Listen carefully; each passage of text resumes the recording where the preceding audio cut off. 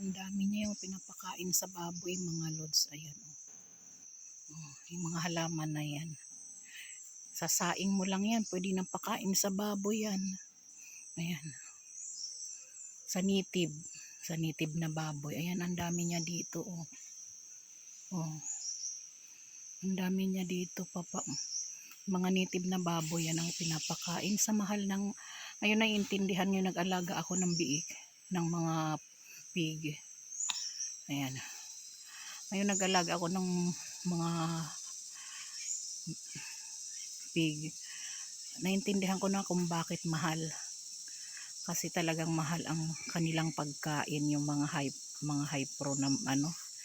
Naku.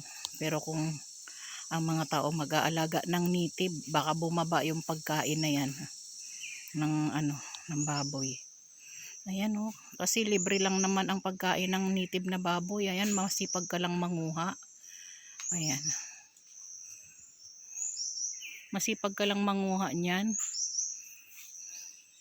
Malilibre yung baboy mo, hindi ka gagastos. Magpapalaki ka ng baboy na hindi ka gagastos. Masipag ka lang manguha ng pagkain ng baboy na native. Ayan, nauso kasi ang high pro na yan.